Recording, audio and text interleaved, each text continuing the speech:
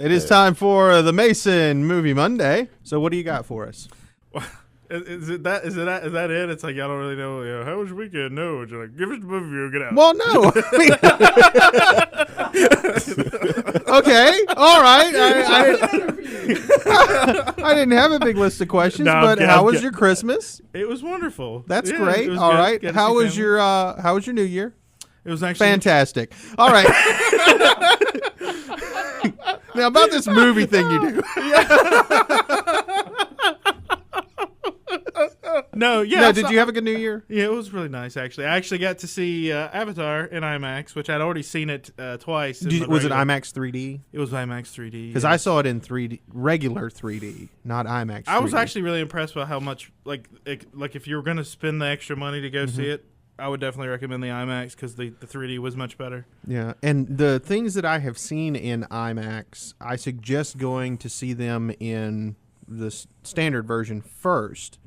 Because if you see it in IMAX first, a lot of times there's so much going on the screen, you don't know where to look. I would agree with that. Also, Sherlock Holmes. I saw that over the break as well. Awesome movie. It was really good. At first, I was a little taken aback because I didn't remember Sherlock Holmes being an action hero. He wasn't. He really wasn't. But I really loved the whole idea of them, like him running through in his mind how he was going to take the big guy down. Yeah. In slow motion and then showing it in real time. I just thought that was a really... Yeah. And they didn't overdo it. It's not like they did it every 5-10 minutes. They did it, I think, 3 times in the movie. It was the perfect amount and everything. But the only thing I did not like is that 90% of the trailer was not in the movie. I did notice that. Because I was all excited about Rachel McAdams. Is that the girl who's... Yeah. She was in it, and they showed her in some different costumes in the trailer that were not in the film. And I was upset about that. Yeah. I've actually never heard of that being the case. I've always heard of the funniest parts that are in the trailer are the funniest parts in the movie. Yeah. But I've never heard of them showing something in the trailer and taking it out. A lot of times that happens. I'm telling you that. I'm really excited about this year because I was looking at the release schedule, and there's tons of movies, even in January, February, March, that are going to be really good, that look really cool. There's a movie called Legion coming out in January about angels coming down with like Paul Bettany. There's Daybreakers, which opens up on this Friday. That's the one I want to see. It looks awesome with the vampires and all that stuff. That looks phenomenal. Clash of the Titans is being remade in the end of March. I saw that. I don't know.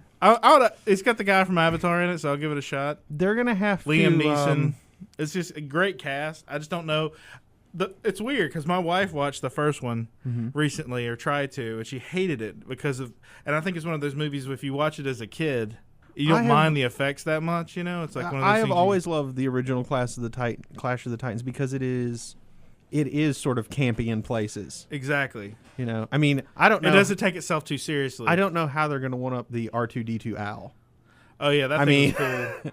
Yeah, that thing was cool. So that'll be interesting. I wanted to see that, and there was a few others that I was like going, "Wow, it's really kind of every weekend there's something coming out that I want to see." And normally January through March is pretty dull. So, fortunately, the Mason will have plenty of movies to review in the coming months. Well, good. Have you seen Youth in Revolt yet? No, I want to. That's another one coming out Friday that I want to see. Yeah. Coming out this week, Daybreakers, Youth in Revolt with Michael Cera and Portia Doubleday. And then Leap Year with Amy Adams. That looks horrible. And Matthew Good. I would like to leap years past that. Is that really technically a Mason one? Because that was pretty funny. You can go ahead and Mama Mason. Okay. Yeah. You need to come up with a good one. Like Mason. You just been Mama Mason. Wow, that was pretty good.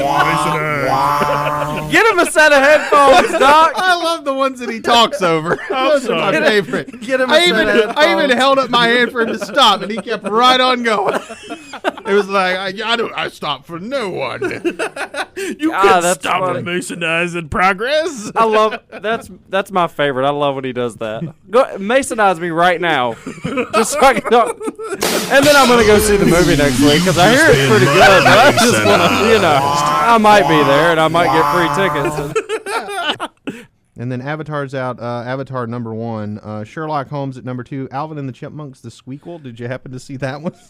Yeah, I kind of avoided that one. Okay. What do you mean by kind of avoided it? Like, refused. Oh, okay. There's some movies where I'm more like, my time's more valuable than it being free. Oh, He avoided that one, but what was the one he saw like 2 weeks ago? And we were all like, "Why?"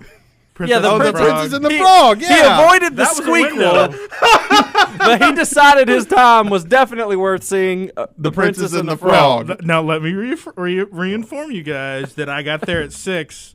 And that was next the mo- and the- only one that was And playing. the next movie that started was at 6:05, and that was Princess and the Frog, and it got out at the time that I wanted to go to see the next one. That's where I go get a bite to eat and come back. So Yeah, I actually fell asleep in that what one. you're so. saying is Alvin and the Chipmunks, the squeakquel, did not fall into your convenient movie watching schedule. Correct. Okay. But I probably would have went and gotten something to eat at that point if that had been the option. But not for the Princess and the Frog. I was All willing right. to give it a shot. So the question we all need to know now: Sherlock Holmes, would you pay to see it?